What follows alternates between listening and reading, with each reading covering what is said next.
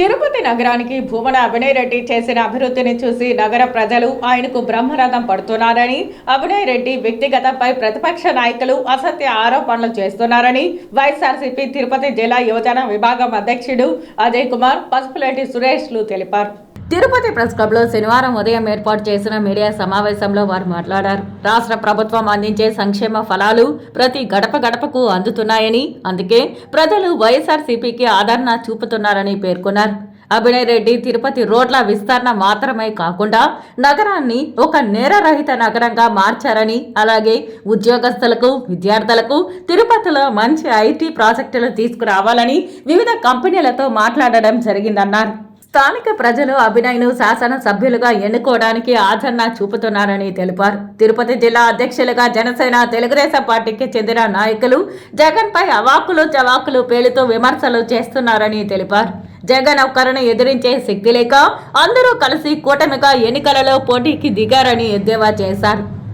ఆరణి శ్రీనివాసులు నిజంగా చిత్తూరులో ప్రజలకు అభివృద్ధి చేసి ఉంటే, ప్రజాబలం కలిగి ఉంటే అక్కడే స్వతంత్ర అభ్యర్థిగా పోటీ చేయకుండా తిరుపతికి వచ్చి పోటీ చేయవలసిన అవసరం లేదన్నారు. వైఎస్ వివేకానందరెడ్డి హత్య జరిగినప్పుడు రాష్ట్రంలో తెలుగుదేశం పార్టీ అధికారంలో ఉందని, అప్పుడు నిజమైన దోషులను అధికారులు ఎందుకు పట్టుకోలేదని నిలదీశారు. కూటమి పార్టీలకు చెందిన నాయకులు జగన్ విమర్శించే అర్హత లేదన్నారు. 2014లో తెలుగుదేశం పార్టీ ఎన్నికల మేనిఫెస్టోగా 610 హామీలను ప్రకటించి కనీసం 10 హామీలు కూడా నెరవేర్చలేదని విమర్శించారు. జగన్మోహన్ రెడ్డి ఇచ్చిన హామీలను 90% పూర్తి చేశారని, అందుకే ప్రజలు ఆయన్ను ఆదరిస్తున్నారని కొనియాడారు. ఈ విలేకరుల సమావేశంలో వైఎస్ఆర్సీపీ యువజన నాయకులు పాల్గొన్నారు. ప్రాజెక్టుకి డయాఫ్రమ్ వాల్ కడితే డయాఫ్రమ్ వాల్ కొట్టుకుపోయింది కదా స్వామి. మీరు కట్టిన డయాఫ్రమ్ వాల్ మీ హయాంలో ఆయన ఎవరు, దేవినేని ఉమామహేశ్వరరావు ఎవరు, ఆయన ఇరిగేషన్ మినిస్టర్గా ఉండేటప్పుడు కట్టినటువంటి డయాఫ్రమ్ వాల్ కొట్టుకుపోయిందయ్యా. డయాఫ్రమ్ వాల్ కొట్టుకుపోయిన తర్వాత పోలవరం ప్రాజెక్టు ఎలా పూర్తవుతుందో చెప్పు స్వామి. నువ్వు ఇద్దరు జిల్లా అధ్యక్షులు, నేను మిమ్మల్ని నేరుగా అడుగుతున్నా. మళ్ళీ బాబాయ్ హత్య. ఇప్పుడు జగన్మోహన్ రెడ్డి గారు ఏదైతే ఆయన నవరత్నాలని అనౌన్స్ చేసినాడో, ప్రజలకిచ్చిన ప్రతి హామీని దాదాపు 98% హామీలని నెరవేర్చినాడని చెప్పేసి ఈరోజు రాష్ట్ర ప్రజలందరూ కూడా ఆయన్ని బ్రహ్మరథం పడుతున్నారు. మీరు 610 హామీల్లో కనీసం 10 చేశారు లేదు తెలియలేదు. మద్యపాన నిషేధం మాత్రం చేయలేదని చెప్పి ముందుకు వస్తున్నారు, బాగా ప్రశ్నిస్తున్నారు. కరోనా టైంలో జనాలకి కరోనా ఒకరికొకరికి అంటుకుంటుందని వైన్ షాపులు ఆపితే ఏం చేసినారు? వైన్ షాపులు మొత్తాన్ని లోకల్ సైంటిస్టులు తయారయ్యి గ్రామాల్లో సారాయి షాపులు తెచ్చేసినారు. పక్క రాష్ట్రాల నుంచి మద్యం తరలించుకుంటే మన ఆదాయం అంతా పక్క రాష్ట్రాలకు పోయింది. దానికన్నా మద్యం నడపడమే మేలు అన్నది ప్రభుత్వం భావించింది.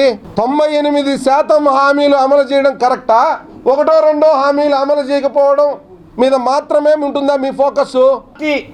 కానీ ఏ రాజకీయ నాయకుడు కానీ చేయలేనటువంటి అభివృద్ధి తిరుపతిలో జరిగిందని, తిరుపతిలో ఏర్పడినటువంటి మాస్టర్ ప్లాన్ రోడ్లు కానీ, స్లిప్వే రోడ్లు కానీ, గుడి నుంచి బడి వరకు జరిగినటువంటి అభివృద్ధి కానీ, ప్రతి గడప అందుకున్నటువంటి సంక్షేమ ఫలాలు, ప్రతి పేదవాడికి జరిగినటువంటి మంచి, ప్రతి డివిజన్లోనూ జరిగినటువంటి అభివృద్ధి కార్యక్రమాలు, ఇవన్నీ ప్రజలు గమనిస్తున్నారు. మీరు వచ్చి ప్రజల దగ్గర ఈరోజు అభినయ్ రెడ్డి గారికి ఆయన చేసిన సంక్షేమము, అభివృద్ధి ద్వారా ఆయనకి జనాదరణ పెరిగిందనేసి తెలుసుకొని, ఆయన చేసిన మంచి వల్ల ఆయనకి పేరు వస్తుందని ఆ పేరును చెడగొట్టడానికి మీరు కంకణం కట్టుకున్నారు. ఏమని? అభివృద్ధి లేదు ఏమాత్రం, సంక్షేమం లేదు ఏమాత్రం. పనికి మాలిన మాటలు మీరు మాట్లాడితే సంక్షేమ ఫలాలను అందుకున్న ప్రతి గడపలో ఉన్నటువంటి ప్రజలు మిమ్మల్ని నమ్ముతారా? అభివృద్ధి జరగలేదు అని మీరు కారుకూతలు కూస్తే ఆ అభివృద్ధిని ప్రత్యక్షంగా కళ్ళారా చూస్తున్నటువంటి తిరుపతి ప్రజానికం నమ్ముతుందా?